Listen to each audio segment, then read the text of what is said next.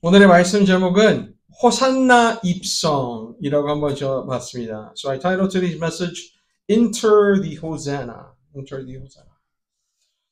무술의 대가이자 유명 액션 배우로 알려진 이소룡 영화 중 용쟁 호투라는 영화가 있습니다. Amongst many films, that movie that Bruce Lee has made, there's one titled Enter the Dragon. 한국 제목으로는 용쟁 호투, 용하고 겨루고 호랑이와 싸운다라고 한문으로 써 있지만 영어로는 용이 들어간다는 뜻의 Enter the Dragon이라고 지었습니다. So in Korean, it is the title is a little more lengthy. It's in Chinese characters where it says the dragon it wrestles and the dragon fights with a tiger, but in English, as you all know, there's a movie titled Enter the Dragon. 이 영화에 대해 간략하게 설명을 드리자면 주인공이 이소룡이 위험을 무릅쓰고 악당들의 소굴에 들어가 싸워 그들을 물리친다는 이야기를 다루고 있습니다. So just to share with you a small summary of the movie, it's about a hero who enters into an enemy's territory, beating them up, right? Like in an action style, and winning victory over all the criminals. 누구나 좋아하는 영웅 이야기입니다. It's a story that many of us like. It's a story about a hero. 그런데 현실 속에서는 감투를 좋아하는 사람은 있어도 영웅이 되려고 하는 사람은 그닥 많지 않습니다. But in real life, there are many of us who like to be recognized for our positions and our role, but they are seldom people who desires to be a hero of any kind. 여러분 왠지 아십니까? Do you know why that is the case? 왜냐하면 영웅이 되려면 희생이 필요하기 때문입니다. It is because if somebody wants to become a hero, then they know that they would have to sacrifice something. 헌신해야 되기 때문입니다. It is because they have to be committed. 그리고 위험을 무릅써야 되기 때문입니다. It is also because they have to risk something of themselves, even in the case of a danger. 이 같은 사실은 아예 이해가 되지 않는 것은 아닙니다. So it's not that we cannot be understanding of the reasons. 피곤하게 사는 것보다는 편안하게 사는 것이 낫지 않습니까? 그렇죠? Isn't it better to live comfortably rather than always living in exhaustion? 힘든 삶보다는 힘들지 않은 삶을 선택하는 것이 낫지 않습니까? Isn't it always better to choose a life that is less burdensome than the life that is full of laboring and toiling? 굳이 왜 힘들고 위험한 삶을 선택해야 합니까? 그죠? Why would anyone choose a life that is difficult or dangerous? 여러분 2차 대전 당시 젊은 목사이자 신학자가 한 분 계셨습니다. During the World War II, there was a young man who was a pastor and a scholar. 이 사람은 독일 사람이었습니다. He was born in Germany. 그런데 전쟁으로 상황이 더 악화되던 1939년 유학을 하러 독일에서 뉴욕에 위치한 한 신학교를 오게 됩니다. But in 1939, as the war was getting worse, as the situation is getting more chaotic, he decides to embark on a journey to New York from Germany to attend a seminary. 그런데 온 지 2주도 안 되어 친구에게 이와 같은 말을 편지로 전합니다.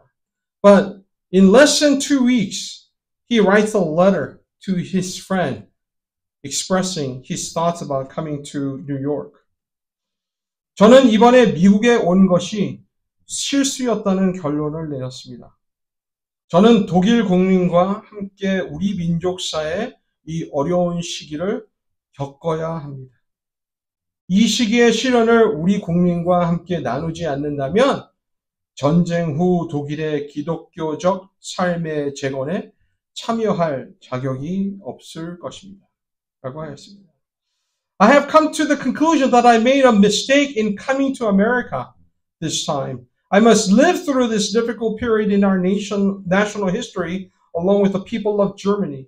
I will have no right to participate in the reconstruction of Christian life in Germany after the war if I do not share the trials of this time with my people, is what he wrote to his friend after coming to America and spending only about 2 weeks.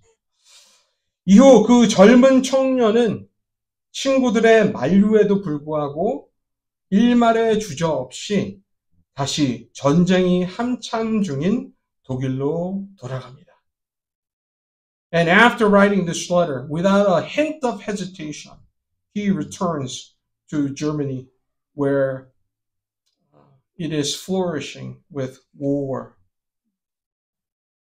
그 독일에서 나치를 반대하는 운동을 하다가 붙잡혀 감옥에 처하게 됩니다. Soon after, several years after that, as he was campaigning against Nazi, he gets arrested and becomes imprisoned. 그리고 해방을 6개월 앞둔 4월의 어느 날 감옥에서 39세라는 젊은 나이에 처형하게 됩니다.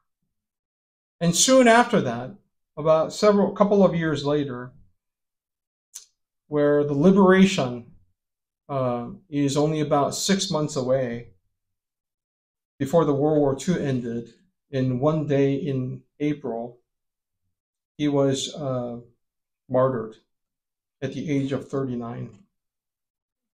이분이 바로 여러분들도 잘 아실 수 있는 Dietrich Bonhoeffer이라는 목사님이십니다. And some of you may know him when I mention the name Dietrich Bonhoeffer. That's who he is. 여러분, 이분은 전쟁을 피할 수도 있었습니다. He could have avoided the war, right? 위험한 삶을 살지 않았어도 됐습니다. He didn't have to live a dangerous kind of life. 자신을 희생하지 않아도 됐습니다. He didn't have to sacrifice himself for anyone or anything. 그런데도 그는 위험도, 불편함도, 희생도 모두 감수하고 죽음의 현장으로 뛰어들어갔습니다. But nevertheless, risking his life, comfort, and sacrificing, he ran into where there was death, and death was flourishing.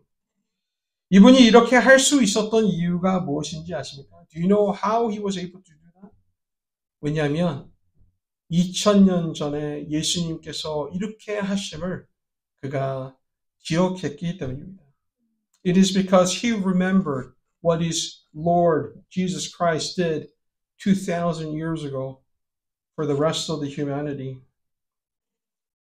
여러분, 예수님도 불편한 이 세상에 오실 이유가 없으셨습니다. You know, Jesus did not have to come down to this lowly place that we call earth. 삶이 고되지 않으셔도 되셨습니다. 그렇죠? He didn't have to live an exhausting life. 죄인들 그리고 궁핍한 자들과 어울리지 않으셔도 됐었습니다. 그렇죠? He didn't have to hang around with those that were called sinners and those who were so needy. 종교 지도자들의 시기와 미움을 사지 않으셔도 됐었습니다. He didn't have to draw an attention from the religious leaders to envy him, to hate him, to the point that they wanted to kill him. 만약 그러셨다면 죽음에 대한 위협도 없으셨을 것입니다. If he had chosen otherwise than to come to this place, then he would not have been threatened for his life, of his life. 그럼에도 불구하고 오늘 부른 찬양의 노랫말처럼 그의 백성인 우리가 그를 떠나고 돌아섰어도 그의 사랑이 우리를 포기 못해 모든 것을 내어주고 우리를 얻겠다는 그 마음을 그 찬양에도 얘기하고 있지만 오늘 본문으로서도 말해주고 있다고 저는 생각합니다. Nevertheless, as a song that we have sung earlier to praise God, the word said that his people have ran away from him, gone astray. Nevertheless, he's decided to reach out to them because he cannot give up loving them. He gave everything to regain them back. And that is the message that is being shared with us through today's passage. 여러분, 오늘 본문 내용은 우리가 너무너무 잘 아는 예수님의 예루살렘 입성을 기록하는 내용입니다. Today's passage is all too well known to all of us. It's about Jesus entering into Jerusalem. 그런데 여러분, 이 사건이 왜 그렇게 중요한 사건이라고 생각이 드시나요? But why do you suppose this incident, this record, is all that important and significant? 그저 교회에서 중요한 날이라고 말하니까 그렇게 생각하시는 것입니까?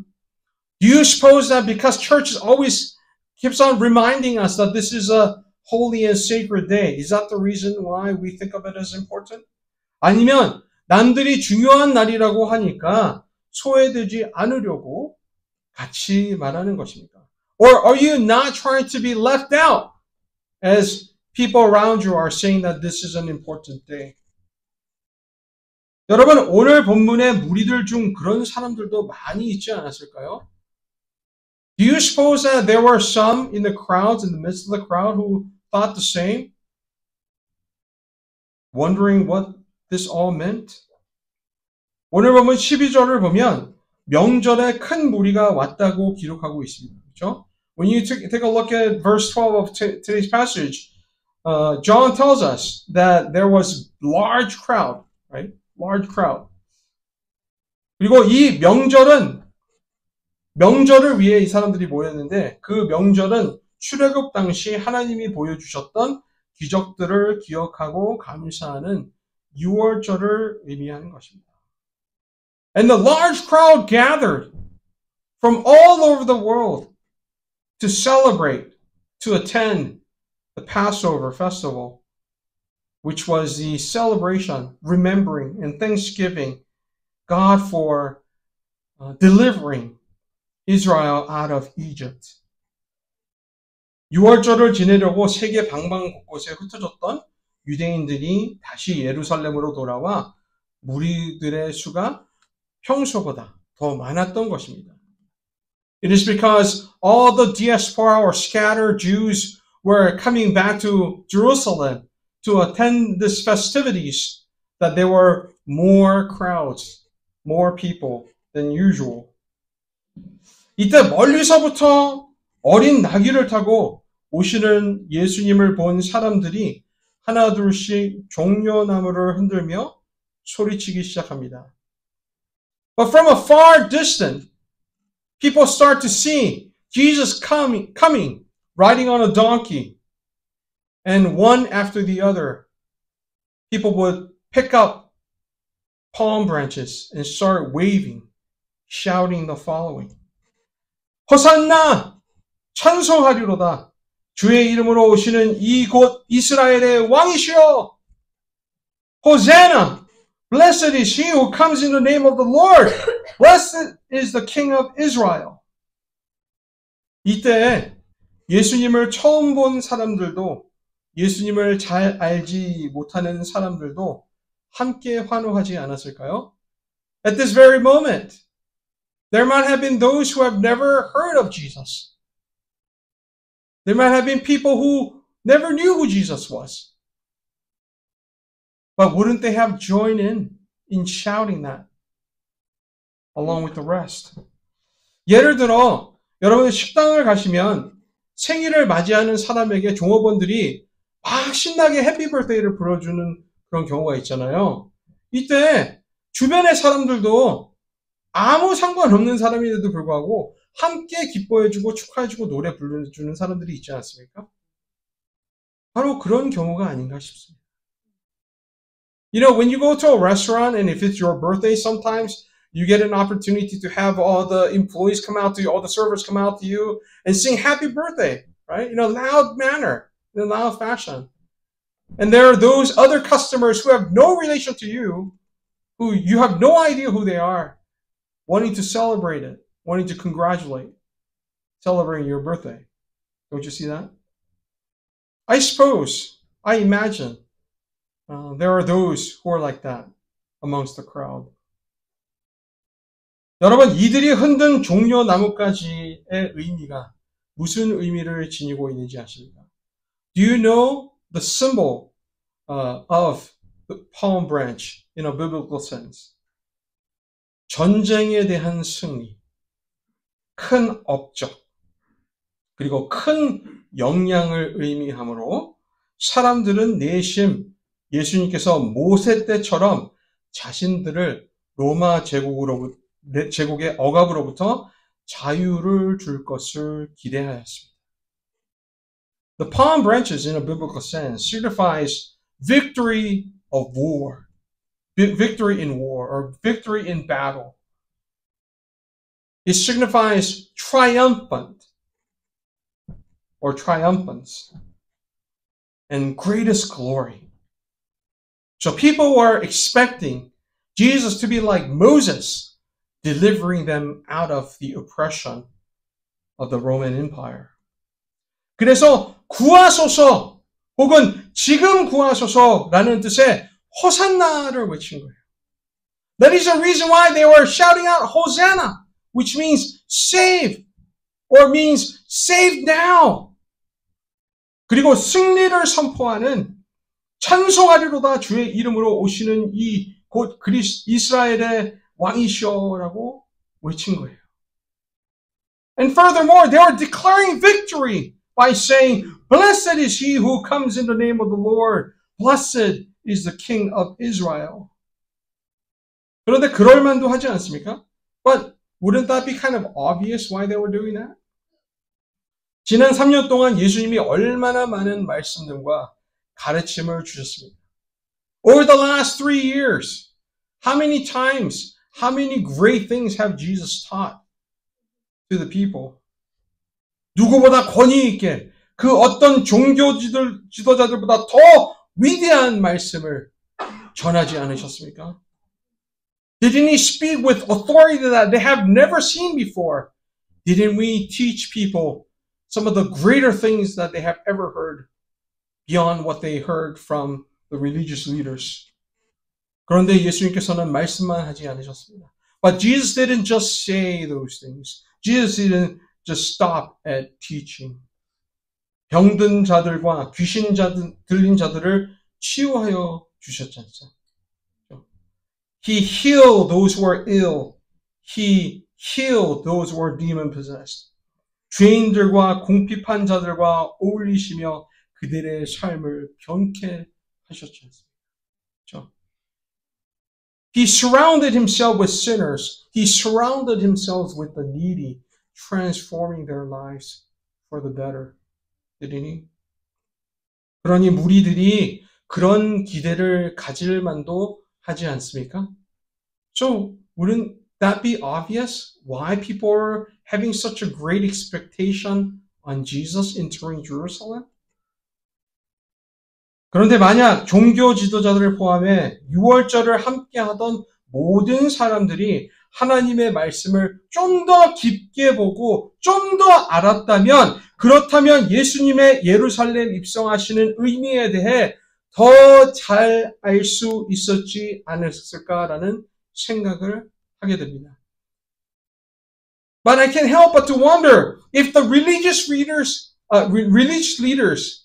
study the word a little bit more, if the crowd were to have delved into God's word, studying it in details, then I wonder if the situation, if they would have understood the true meaning of Jesus entering Jerusalem.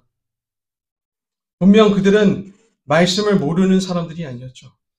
It's not like they didn't know what the scripture said. 우리도 하나님의 말씀을 아냐 그러면 안다고 그러지 않습니까? don't we also say, when somebody asks us, do you know the Bible? Don't we tend to say, yeah, we do. 과거의 조상들이 구원의 승리를 외치며 선포할 때 호산나 외쳤다는 것을 알았잖아요. 그렇죠? They knew that in the past, in the Old Testament, in their history, that their ancestors shouted out, save, when they needed God's deliverance. 그리고 구원의 승리를 외치며 선포할 때 찬양했던 것을 그들 또한 본받지 않았습니까?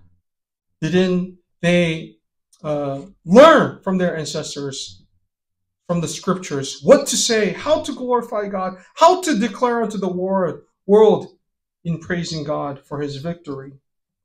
그런데도 그들은 놓친 부분이 있었습니다. But nevertheless, there were some things that they missed. 그들이 놓친 부분을 14절과 15절에 말합니다. What they have missed is identified in verses 14 and 15 of today's passage. 함께 볼까요? Let's take a look at it together. 예수는 한 어린 나귀를 보시고 타시니 이는 기록된 바 시온 따라 두려워하지 말라 보라 너희 왕이 나귀 새끼를 타고 오신다 함과 같더라. Jesus found a young donkey and sat on it, as it is written, Do not be afraid, daughter Zion. See, your king is coming, seated on a donkey's coat. 여러분, 예수님이 다른 때처럼 예루살렘을 입성하실 때 걸어 들어가실 수도 있으셨습니다. 그렇죠?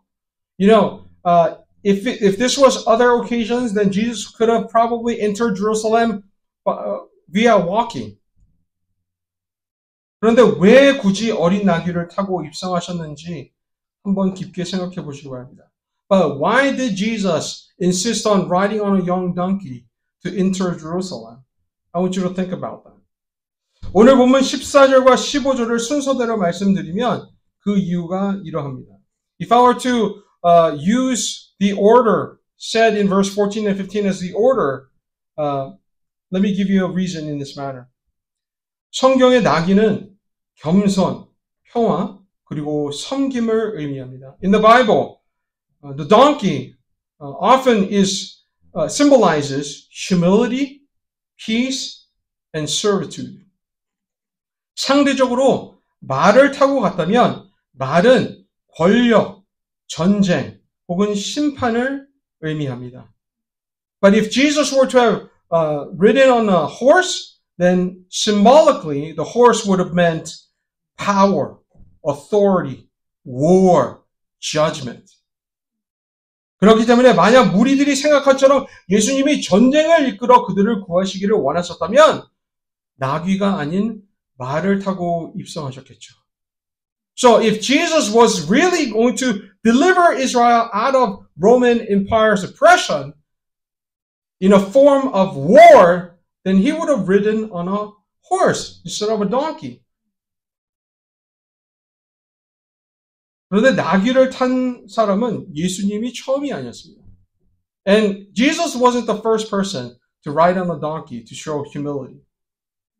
사사였던 야일도 30 아들들이 있었는데 이 아들들 모두 나귀를 타고 길르앗 땅의 30 성읍을 다스리게 하였습니다. There was a judge by the name of Jair. He had 30 sons, and he had all of his sons ride on a donkey as they were ruling over the towns of Gilead.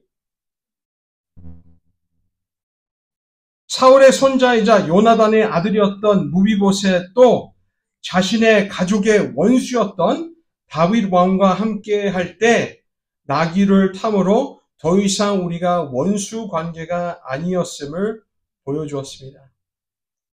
Now, there was a person named Mephibosheth. He was the son of Jonathan, who was the son of Saul. So essentially Saul's grandson. And to him, King David would have been his enemy. But to demonstrate that he didn't have any hostility toward David, he rode on a donkey to express peace. 그러므로 만약 무리들이 이 같은 이스라엘의 역사적인 그런 사정들을 사건들을 기억했다면 그러면 예수님께서 당나귀를 타고 계셨다는 것을 더 유심히 바라봤을 것입니다. Therefore, if the Jews, if the crowd were to have delved a little bit more into studying the word, then they would have noticed that Jesus wasn't riding on a horse, but instead a donkey. 그리고 본문 15절을 보면요. 어린 나귀를 타신 이유를 다른 이유를 알게 됩니다. Now, if you were to take a look at verse 15, you come across another reason why Jesus rode on a donkey. 그 이유는 메시아에 대한 구한 예언서인 스가랴 9장 9절의 말씀을 이루기 위함이었습니다. The second reason is to fulfill the prophecy that was written centuries ago by the prophet Zechariah in Zechariah 9:9. 그렇기 때문에 6월절의 의미를 잘 안 만큼 그들이 하나님의 말씀을 좀 더 잘 알았다면 예수님의 예루살렘 입성의 의미를 더 잘 알 수 있었지 않았을까라는 생각을 할 수 있다는 것입니다. And this is the reason why I say that if they were to have studied the word a little bit further, then probably they would have caught the true reasons why Jesus entered into Jerusalem riding on a donkey. 이 같은 이유로 주를 믿는 자들 또한 말씀을 부분적으로 알면 안 됩니다. And for the same reason, if you really call yourself a believer, then you shouldn't have a spotty knowledge about the word. 왜냐하면 부분적으로 말씀을 알게 되면 이들처럼 치명적인 실수를 할 수 있게 되게 됩니다. Because if you are only spotty with your knowledge about the word, then your error in knowing who Jesus really is could be pretty critical. 그런데 또 한편은 그들이 그렇게 환호한 것을 막을 수 없다는 것을 우리가 알 수 있습니다. But on the other sense, we know that there was just no way to prevent the crowd from praising and shouting and declaring victory as Jesus was entering. 왜냐하면 누가복음 19장에 기록된 누가복음 19장에 누가가 이렇게 말을 합니다. Because you can find the reasons by looking at Luke 19, where Luke gives us the reason. 우리들과 함께 환호하는 제자들을 책망하라는 말에 예수님께서 이렇게 답변하십니다. You know, religious leaders come to Jesus, telling him to rebuke his disciples from shouting. And this is Jesus' response. 내가 너에게 말하노니 만일 이 사람들이 침묵하면 돌들이 소리 지르리라. I tell you, he replied, if they keep quiet, the stones will cry out. 이 말로 우리는 진정 모든 것이 협력하여 선을 이룬다는 사실을 다시 한번 깨닫게 됩니다. And through all this, we come to realize what he said in Romans 8:28, and we know that in all things, God works for the good of those who love him, who have been called according to his purpose. 당시에는 그 누구도 이 사실을 알지 못했습니다. At that time, no one really realized this. 심지어 제자들도 몰랐다고 성경은 말하고 있지 않습니까? Doesn't our passage tell us that even the disciples did not know or was not aware of this? 그래서 본문 16절에 이와 같은 말을 하는 것입니다. That is the reason why John wrote this in verse 16 of today's passage. 제자들은 처음에 이 일을 깨닫지 못하였다가 예수께서 영광을 얻으신 후에야 이것이 예수께 대하여 기록된 것임과 사람들이 예수께 이같이 한 것임을 생각났더라. At first, his disciples did not understand all this. Only after Jesus was glorified did they realize that these things had been written about him and that these things had been done to him. 성도 여러분, 제자들과 무리들처럼 이전에 우리도 몰랐다면 이제는 오늘로 비롯하여서 종료주일에 대한 거룩한 의미를 오늘부터라도 제대로 깨달을 수 있는 우리가 되길 바랍니다. Now, if we, like the disciples and others, did not realize this up until now, the real value, real significance in Palm Sunday, may this day be the starting point where you remember its significance, its value. 무리들이 환호하고 기뻐할 때 누가는 예수님이 예루살렘을 가까이 오시면서 우셨다고 기록하였습니다. You know, as people were cheering and shouting and declaring, expressing joy, as Jesus approached the city of Jerusalem, Luke writes that Jesus cried. 그냥 눈물만 흘리신 것이 아니라 통곡하며 우셨다고. 통곡하며 우셨다는 말로 클라리오라는 단어로 기록하고 있습니다. He didn't just shed tears. He was mourning. He was sad from within. That he was just pouring his heart out with tears. And it's evident in the word that Luke uses. He uses clario. 성도 여러분, 꼭 우리 모두 기억할 수 있기를 바랍니다. Brothers and sisters, I hope and pray that we could all remember. 평화의 도시라는 뜻의 예루살렘 안에서 십자가 죽음이 예수님을 기다리고 있었다는 사실을 꼭 기억할 수 있었으면 좋겠습니다. Did you know that Jerusalem means city of peace, and yet inside it was waiting death on a cross for Jesus? 놀라운 것은 예수님께서 이 사실을 아시면서도 입성하셨다는 것입니다. What is even more amazing is that Jesus already knew that was going to happen, and yet he still chose to enter. 무리들이 호산나 외친 그 구원과 다른 진정한 구원을 이루시기 위해 죄에서 자유를 주시기 위해 죽기를 각오하고 입성하셨습니다. He entered knowing all the risk, knowing all the danger, to fulfill what the crowds were shouting, save, in the word Hosanna, to give them not the salvation that they were seeking, but the true salvation that sets a sinner free from their sins. 그의 이 같은 구원 계획을 저지할 수 있는 자도 막을 수 있는 자도 아무도 없었습니다. There was no one who could stop him from entering. There was no one who could prevent him from entering. 십자가 죽음 또한 예수님의 주권 아래에 있었습니다. Even the death on the cross was under his very own control. 그래서 오늘 말씀 제목이 호산나 입성, 다시 말해 구원을 위한 입성이라고 지어본 것입니다. And that is the reason why I titled today's message, Enter the Hosanna. Enter to obtain salvation. 성도 여러분, 오늘 말씀에 거룩한 깨달음이 있고 성령님의 감동이 있으셨다면 내일부터 시작하는 고난주간 새벽 기도에 함께 하시는 여러분들이 되시길 바랍니다. If there was any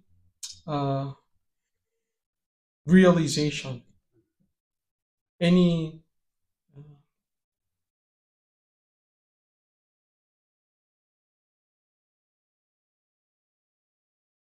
new discovery, I want to invite you to join us for our Passion Week morning prayer.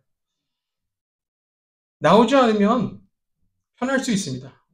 If you decide not to come, not to attend, you might be more comfortable. 출근하기 전 1시간 더 주무실 수도 있습니다. You could sleep one more hour before you start to work. 아침 기도에 나오지 않으면 다른 일을 할 수가 있습니다. If you decide not to come, then you could probably use that time to do something else. 그런데 기억하시길 바랍니다. 이 같은 사실은 예수님에게도 적용이 됩니다. But just know this for a second. Same truth, same principle could be applied to Jesus himself. 예수님은 이 세상에 오시지 않으셔도 되셨습니다. Jesus didn't have to come to this world. 불편하게 인간의 몸을 입고 30년을 넘게 사실 이유도 없으셨습니다. He didn't have to put on a flesh that was causing him burden and discomfort and live his life over 30 years. 예수님도 하나님으로서 우리보다 더 중요한 일이 있을 수도 있으셨습니다. 그렇죠? Now Jesus as God himself probably may have chosen to do something that was more important than to come to this world. 그런데 그렇게 하지 않으셨습니다. But he chose not to do that. 왜인지 아십니까? Do you know why? 왜냐하면 우리를 구원하는 일을 제1로 삼으셨기 때문입니다. It is because to Jesus, coming down to the world to save his own was the first thing in his mind. 그렇다면 우리도 주님이신 예수님을 제1로 삼아야 되지 않겠습니까? If that is true, then shouldn't we consider Jesus to be the first in our lives? 우리도 이와 같은 모습을 닮아갔으면 좋겠습니다. I hope and pray that we could learn from it. We could be like Jesus. 그래서 고난 주간 기도회를 실행하는 것입니다. That is why we have this opportunity for us to partake in Jesus' suffering through this morning prayer. 농부가 열심히 수고해 일한 후 잠시 쉬면서 먹는 새참이 꿀맛 같다고 하는 것처럼 주를 믿는 우리도 주님의 고난에 동참함으로 부활의 의미와 기쁨이 더 넘쳐날 수 있기를 주님의 거룩한 이름으로 축원합니다. You know, it is said that the food that you eat after a hard work tastes the sweetest.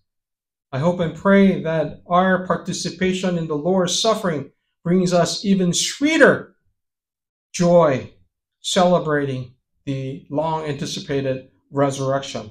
Amen? Amen. 함께 기도합니다. Let us pray.